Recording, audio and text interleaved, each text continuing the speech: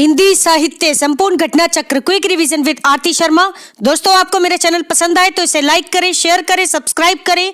साथ ही साथ मेरे वीडियोस के अगले नोटिफिकेशंस को पाने के लिए बेल आइकन को प्रेस करें। दोस्तों, हम कर रहे हैं हिंदी नेट जेआरएफ परीक्षा चयनित विषय आधारित प्रश्न जून 2009 से जुलाई 2018 तक के प्रश्न पत्र। दोस्तों, आज हम देखेंगे दिसंबर 2015 का द्वितीय प्रश्न पत्र, जिसका पार्ट 2 हम करेंगे। ठीक है, चलिए देखते हैं प्रश्न। दोस्तों, हमारा प्रश्न है, ध्यान दें, गौर करेंगे प्रश्न पर। प्रकाशन काल की दृष्टि से महिला नाटककारों के नाटकों का सही अनुक्रम क्या है? तो जरा ध्यान दें, महिला नाटककारों के नाटक हैं। ध्यान दें, सबसे पहले बिना दीवारों का घर। बिना दीवारों का घर कृष्णा सोबती जी का नाटक है, 1965 ईस्वी में आया हुआ नाटक है। ठीक, फिर है नाटक ठहरा हुआ पानी। ठहरा हुआ पानी जिसका समय है 1975 ईस्वी। फिर है जो राम रची राखा। जो राम रची राखा कब आया? 1981 ईस्वी में। 1981 ईस्वी में आया हुआ नाटक है जो राम रची राखा। फिर है नाटक नेपथ्य राग। नेपथ्य राग 2004 में आया हुआ नाटक है नेपथ्य राग, मीरा कुमार जी का नाटक है। ठीक है, मीरा कुमार नहीं, मीरा कांत जी का नाटक है। तो एक बार फिर से सुने, बिना दीवारों का घर 1965 ईस्वी, ठहरा हुआ पानी 1975 ईस्वी, फिर है जो राम रची राखा 1981 ईस्वी, फिर है नेपथ्य राग 2004 ईस्वी। ध्यान रखेंगे दोस्तों। अगला प्रश्न है, प्रकाशन वर्ष के आधार पर रचनाओं का सही अनुक्रम क्या है? तो जरा ध्यान दें, सबसे पहले रचना है संपत्ति शास्त्र। संपत्ति शास्त्र कब आई? 1908 ईस्वी में। 1908 ईस्वी में। फिर आई रचना साहित्य लोचन। साहित्य लोचन श्याम सुंदर दास जी की रचना है साहित्य लोचन। ठीक है, ध्यान रखें, 1949 ईस्वी। 1949 ईस्वी। फिर है संस्कृति के 4 अध्याय। दिनकर की रचना है संस्कृति के 4 अध्याय, 1956 ईस्वी में आई हुई रचना है। फिर है मध्यकालीन बोध का स्वरूप। हजारी प्रसाद द्विवेदी जी की रचना है मध्यकालीन बोध का स्वरूप। कब आई? 1970 ईस्वी में। 1970 ईस्वी। अब जरा एक बार फिर से सुने, सबसे पहले रचना है संपत्ति शास्त्र 1908 ईस्वी में। फिर है साहित्य लोचन 1949 ईस्वी में। फिर है संस्कृति के 4 अध्याय 1956 ईस्वी में। फिर है मध्यकालीन बोध का स्वरूप 1970 ईस्वी में। अगला प्रश्न है, ध्यान दें, रचना काल के आधार पर ग्रंथों का सही अनुक्रम क्या है? तो जरा ध्यान देंगे, ग्रंथों का सही अनुक्रम है, सबसे पहले दंडी की रचना है, आचार्य दंडी की रचना काव्यादर्श। कौन सी? काव्यादर्श 650 ईस्वी में आई हुई रचना है। याद रखे समय 650 ईस्वी। फिर है आनंद वर्धन की रचना ध्वन्यालोक। कौन सी? ध्वन्यालोक। कब आई दोस्तों? 9वीं शताब्दी में। 9वीं शताब्दी में आई हुई रचना है ध्वन्यालोक। किसकी है? आनंद वर्धन की। फिर है दोस्तों काव्य मीमांसा। कौन सी? काव्य मीमांसा। कब आई?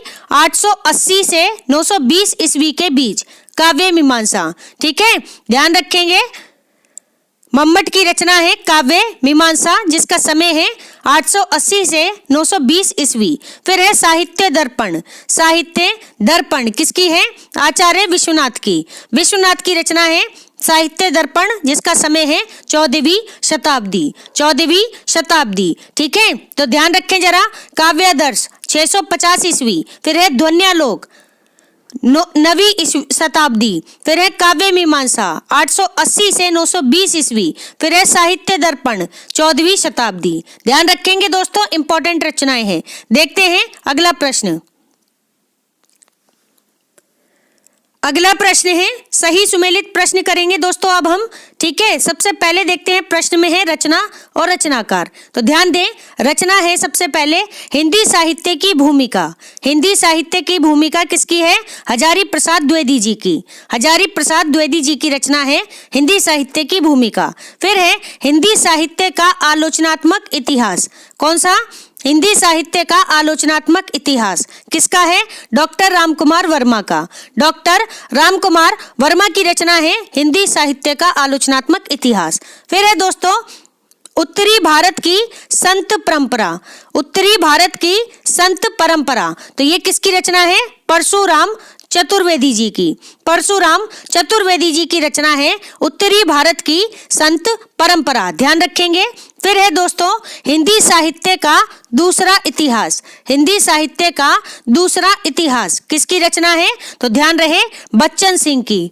बच्चन सिंह की रचना है हिंदी साहित्य का दूसरा इतिहास। अब जरा ध्यान दें, सबसे पहले हैं हजारी प्रसाद द्विवेदी जी, इनकी रचना है हिंदी साहित्य की भूमिका।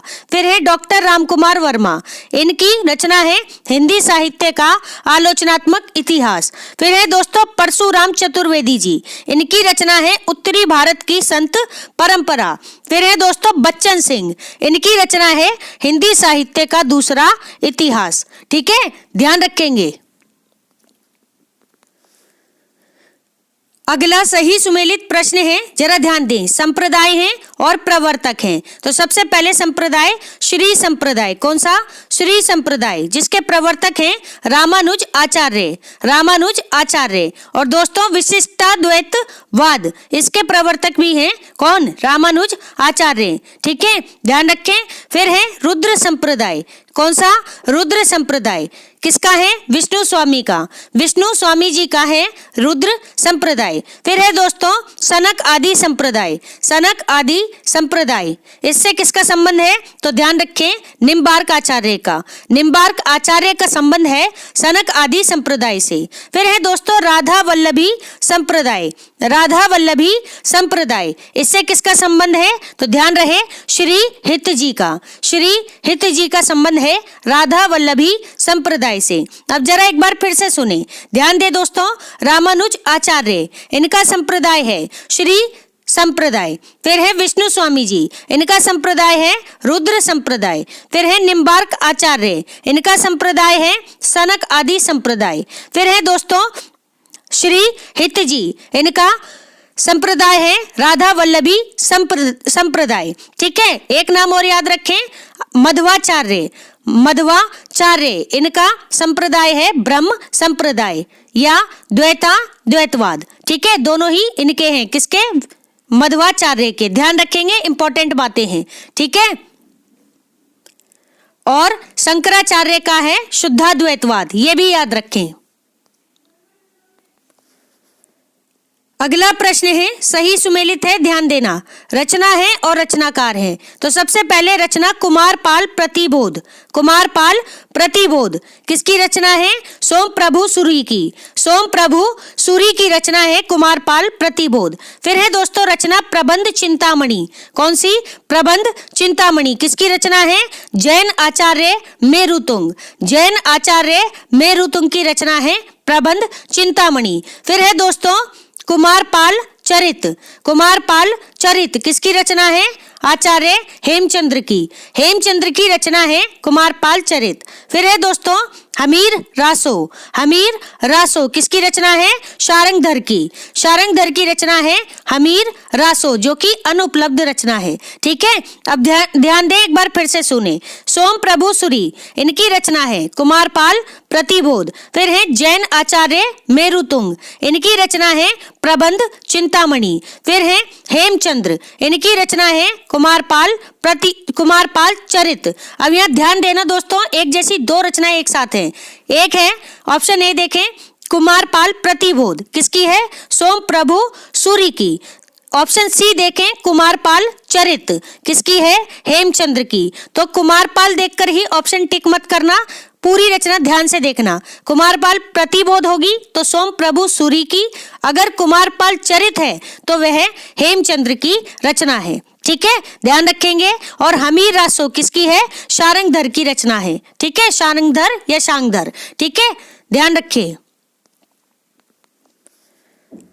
अगला प्रश्न है, जरा ध्यान दे दोस्तों, सही सुमेलित प्रश्न है। प्रश्न शुरू करने से पहले सुने, अगर आपको मेरा चैनल नहीं मिलता है तो आप सर्च करें यूट्यूब पर हिंदी साहित्यविद आरती शर्मा, हिंदी साहित्यविद आरती शर्मा। दोस्तों आपको मेरा चैनल मिल जाएगा और चैनल पर जाकर सभी प्लेलिस्ट देख लें। ठीक है, शुरुआती प्लेलिस्ट में थोड़ी सी मिस्टेक्स हो सकती हैं, मिस्टेक मतलब वीडियो में क्वालिटी में थोड़ा डाउन हो सकती है, अदरवाइज जो आप घटना चक्र की वीडियो देखेंगे, ठीक है, और रामबाण संकलन की बाकी सभी वीडियोस अच्छी होंगी, शुरुआती कुछ वीडियोस को छोड़कर। ठीक है, तो देखनी आपको सभी है, पेशेंस के साथ देखें दोस्तों, आप ही के लिए है। ठीक है, अपने लिए मेहनत कर रहे हैं तो पूरी शिद्दत के साथ करें। ठीक है, एक दिन आप सफल जरूर होंगे, ध्यान रखना। लगातार प्रयास करें, अवकाश नहीं होना चाहिए। ठीक है, सफलता के रास्ते में अवकाश नहीं होता, ध्यान रखना। ठीक है, जिस दिन सफल हो जाएंगे उसके बाद खूब एंजॉय करना, जितना चाहो एंजॉय करना। ठीक है, तो इस बात को ध्यान रखें। तो अपने प्रयास करते रहें, लगातार करते रहें, मन से पढ़ें और ढंग से पढ़ें। ठीक है दोस्तों, अदरवाइज बिल्कुल भी ना पढ़ें। ठीक, ध्यान दे जरा, यहाँ पर कुछ संपादक हैं और पत्रिका हैं, तो ध्यान देना। संपादक हैं कौन? भारतेंदु हरिश्चंद्र, भारतेंदु हरिश्चंद्र। इनकी पत्रिका है, किस पत्रिका के संपादक थे भारतेंदु हरिश्चंद्र? तो ध्यान रहे, कवि वचन सुधा, कवि वचन सुधा काशी से निकलने वाली पत्रिका थी। अब कासे काशी, कासे कवि वचन सुधा। ठीक है, इसके संपादक थे भारतेंदु हरिश्चंद्र। फिर है पत्रिका हंस, कौन सी? हंस। इसके संपादक थे कौन? शुरुआती संपादक थे प्रेमचंद, और बाद में कौन बने संपादक? तो ध्यान रहे, राजेंद्र यादव जी। इसका समय जो पूछा जाता है सबसे ज्यादा 1930 पूछा जाता है। ठीक है, तो हंस पत्रिका का समय याद रखें, 1930। ठीक है, फिर है दोस्तों पत्रिका, कौन सी? सरस्वती पत्रिका। तो इसका समय है, शुरुआती समय है 1900। ठीक है, जब श्याम सुंदर दास और चिंतामणि ये सब आए थे संपादक बनकर। बाद में 1903 में महावीर प्रसाद द्विवेदी जी ने सरस्वती पत्रिका के लिए संपादक के तौर पर काम किया। ठीक, फिर है प्रतीक पत्रिका, किसकी है? अज्ञे की। अज्ञे ने संपादन किया किसका? प्रतीक पत्रिका का। ठीक, अब जरा एक बार फिर से सुनेंगे। सबसे पहले कौन है? पत्रिका कवि वचन सुधा, इसके संपादक थे कौन? भारतेंदु हरिश्चंद्र जी। फिर है पत्रिका हंस, जिसके संपादक थे शुरुआती प्रेमचंद और बाद में थे राजेंद्र यादव जी। फिर है सरस्वती पत्रिका, जिसके शुरुआती संपादक थे श्याम सुंदर दास। ठीक है, और चिंतामणि बाद में कौन हुए? 1903 में महावीर प्रसाद द्विवेदी जी। फिर है दोस्तों प्रतीक पत्रिका, ये इसके संपादक कौन थे? अज्ञे, सच्चिदानंद हीरानंद वात्स्यायन अज्ञे। याद रखेंगे दोस्तों। अगर आपको पत्र पत्रिकाओं से संबंधित क्रम से वीडियो चाहिए तो दोस्तों आप मेरी रामबाण संकलन की वीडियो देख लें, वहां पर सभी विधाएं क्रम से दी गई हैं समय के साथ। ठीक है, और ध्यान से देखें दोस्तों, एक बार देख लें, उसके बाद घटना चक्र के वीडियो उठा लें, उनमें प्रश्न लगाएं। ठीक है, और जब ये वीडियो कंप्लीट हो जाए तो आप अपनी पुस्तकें उठाएं और फिर आप स्टडी करना शुरू करें। देखें किताबें समझना आपके लिए कितना आसान हो जाएगा। ठीक है, और ध्यान रखें ये जो कंटेंट आपको मिल रहा है किसी एक किताब से नहीं मिल रहा है। ठीक है, कई किताबों को देखकर पढ़कर अच्छे से कंटेंट तैयार किया गया है। घटना चक्र का कंटेंट जो है वो केवल इसी किताब का है, और जो रामबाण संकलन के वीडियो हैं वो कई जगह से मिला जुला करके बनाए गए हैं, और वन लाइनर क्वेश्चन के जो वीडियोस हैं वो काफी स्टडी के बाद बनाए गए हैं। तो आप एक बार जरूर विजिट करें चैनल पर हिंदी साहित्यविद आरती शर्मा, और सभी प्लेलिस्ट को ध्यान से देखें और एक टारगेट सेट करते हुए, ठीक है, आप वीडियोस को देखते जाएं। ठीक, कम से कम 3 से 4 रिवीजन दे दोस्तों। ठीक है, अगला प्रश्न है, ध्यान दें, सही सुमेलित है, ग्रंथ हैं और रचनाकार हैं। तो सबसे पहले ग्रंथ है काव्य और कला तथा अन्य निबंध। कौन सा ग्रंथ है? काव्य और कला तथा अन्य निबंध किसका ग्रंथ है? जयशंकर प्रसाद का।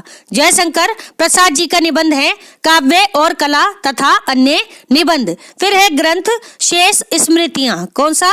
शेष स्मृतियां किसका है? रघुवीर सहाय जी का निबंध है। रघुवीर सहाय जी का निबंध है शेष स्मृतियां। फिर है ग्रंथ मेरी जीवन यात्रा। मेरी जीवन यात्रा किसका है दोस्तों? राहुल सांकृत्यायन जी का। राहुल सांकृत्यायन जी की आत्मकथा है मेरी जीवन यात्रा। ठीक है, अब जरा ध्यान दे दोस्तों, इसी नाम से, ठीक है, इसी नाम से एक अन्य व्यक्ति की रचना और मिलती है। एक लेडी है, उनका नाम मैं अभी भूल रही हूँ, ठीक है, उनकी भी रचना है मेरी जीवन यात्रा। ठीक है, आप प्रीवियस ईयर के जो वीडियो देखेंगे तो उसमें आपको ये उत्तर मिल जाएगा। अदरवाइज आप मेरी क्या बोलते हैं रामबाण संकलन की प्लेलिस्ट देख लें, उसमें आपको उत्तर मिल जाएगा। ठीक है, तो जरा ध्यान दे दोस्तों, गौर करेंगे। अगला प्रश्न है, अगला ग्रंथ है श्रृंखला की कड़ियां। कौन सा?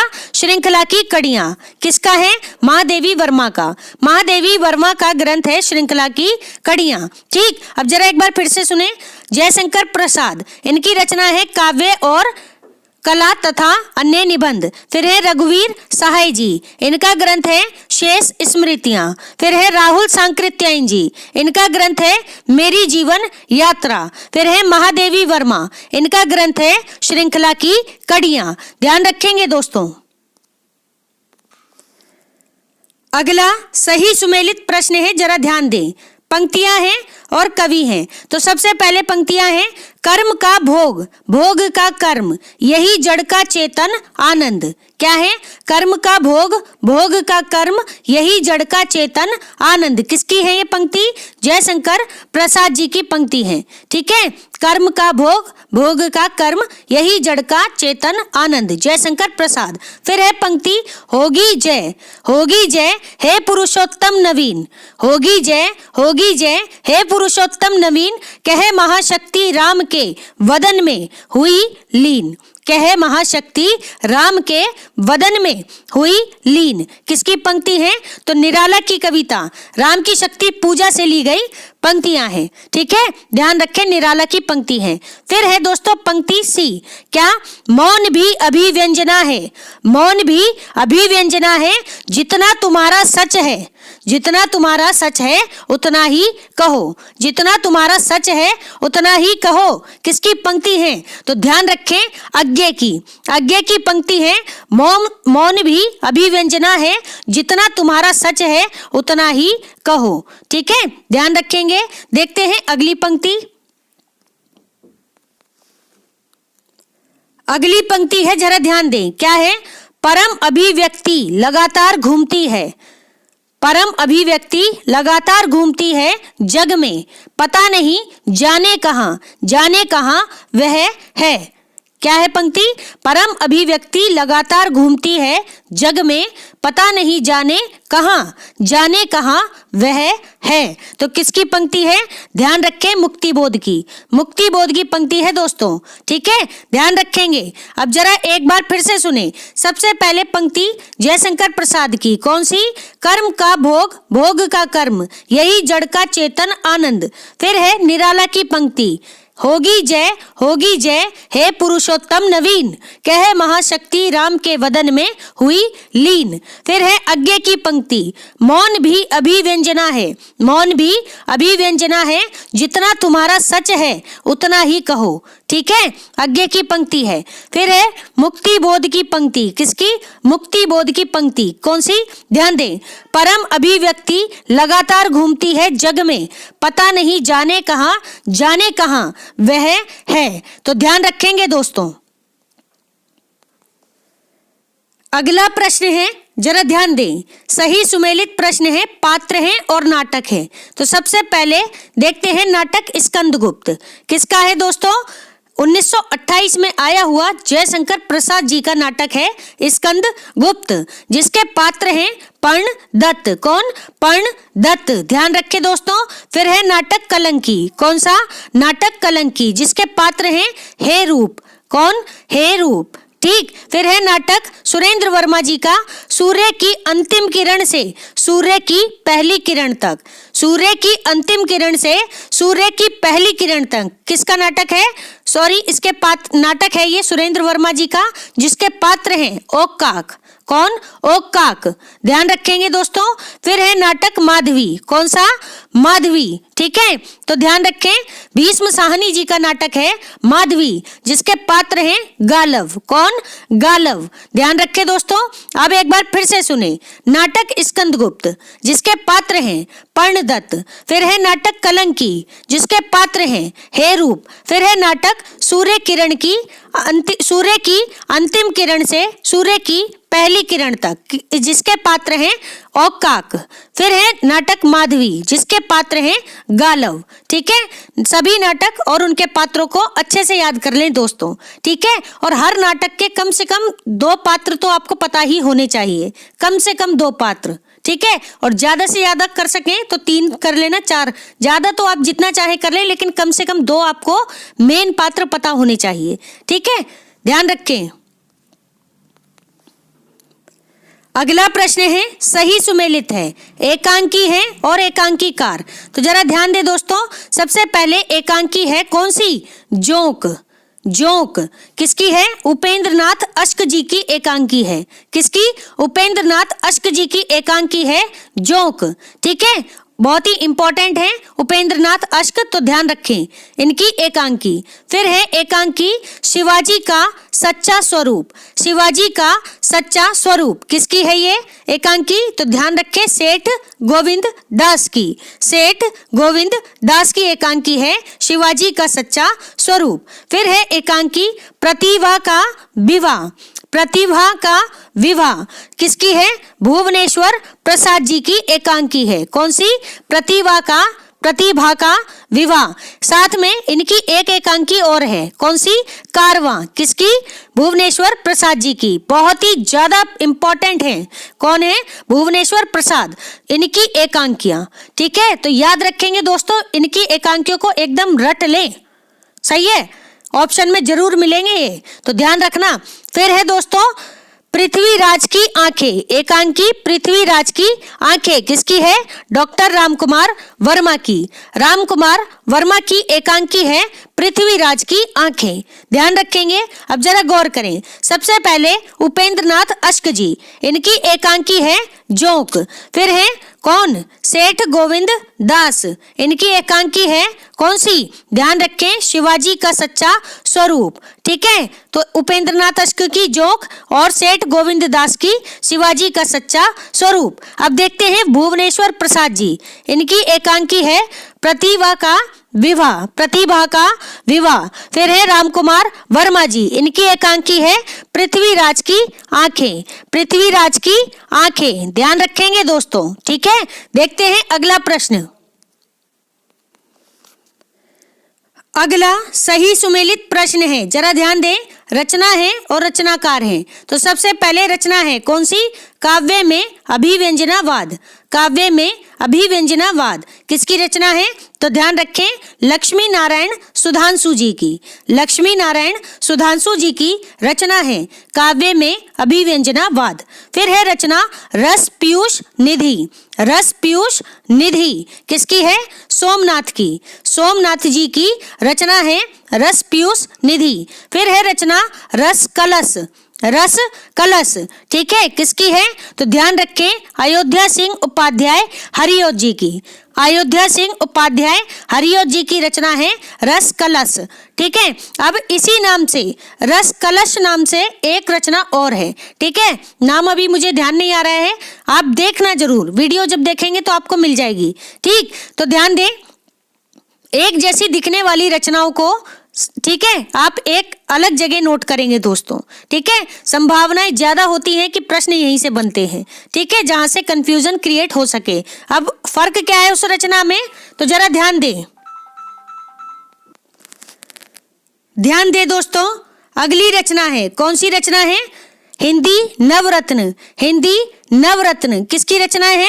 तो ध्यान रखें मिश्र बंधु की, मिश्र बंधु की रचना है हिंदी नवरत्न और बहुत ही इंपॉर्टेंट रचना है। ठीक है, बहुत ही इंपॉर्टेंट रचना है हिंदी नवरत्न किसकी है?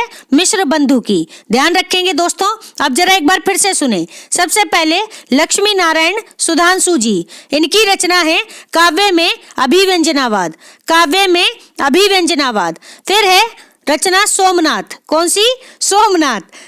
ध्यान रखें इनकी रचना है रस पीयूष निधि, रस पीयूष निधि। फिर है रचना अयोध्या सिंह उपाध्याय हरिओत जी, अयोध्या सिंह उपाध्याय हरिओत जी, इनकी रचना कौन सी है? रस कलश, रस कलश। फिर है रचना मिश्र बंधु, रिच रचना कौन सी? एक बार फिर से सुने, सॉरी दोस्तों ध्यान दें। फिर है रचनाकार मिश्र बंधु, ठीक है, इनकी रचना है हिंदी नवरत्न, हिंदी नवरत्न। तो सभी रचना एवं रचनाकार आप याद रखेंगे दोस्तों, ठीक है। और क्वेश्चंस पेपर को जितना ज्यादा आप रिपीट कर सके दोस्तों, रिपीट करने की कोशिश करें, ठीक है। क्वेश्चन पेपर रिपीट करने के बाद आप चाहें तो आप मेरे घटना चक्र के वीडियोस देख सकते हैं। अगर उतना समय नहीं मिल पा रहा है, आप देखो बहुत ज्यादा टारगेट सेट मत करो, ठीक है, थोड़ा थोड़ा करो लेकिन डेली करो। समझ रहे हैं मेरी बात? थोड़ा थोड़ा करो लेकिन डेली करो, तो उससे क्या होगा कि आपकी कंटिन्यूटी बनी रहेगी, ठीक है। आप कम करेंगे, जितना करेंगे उतना आपके दिमाग में जाएगा, आप प्रेशर ले लेंगे माइंड पर, ठीक है, आपको चीजें समझ में नहीं आएंगी। तो एक एक कदम बढ़ो, भले ही धीरे धीरे बढ़ो लेकिन रोज बढ़ो, समझ गए? ठहरना नहीं है, ठहर जाओगे तो काम खराब हो जाएगा, ध्यान रखना, ठीक है। इसलिए पूरा मन से पढ़ें, ढंग से पढ़ें और लगातार पढ़ें, बिना छुट्टी के पढ़ें, ठीक है। होली दिवाली कुछ भी हो, ये सब अलग जगह एक साइड कर दो, इसमें से दिन के आधा घंटा या 15 मिनट अपने लिए निकाल करके पढ़ाई करें दोस्तों, ठीक है। तो ध्यान रखें सभी प्रश्न पत्रों को और उनके प्रश्नों को, ठीक है। तो दोस्तों हमारा आज का ये वीडियो यही समाप्त होता है। Thanks for watching. अगर आपको मेरे वीडियोस पसंद आ रहे हैं तो इन्हें लाइक करें, शेयर करें, मेरे चैनल को सब्सक्राइब करें, साथ ही साथ मेरे वीडियोस के अगले नोटिफिकेशंस को पाने के लिए बेल आइकन को प्रेस करें। धन्यवाद दोस्तों।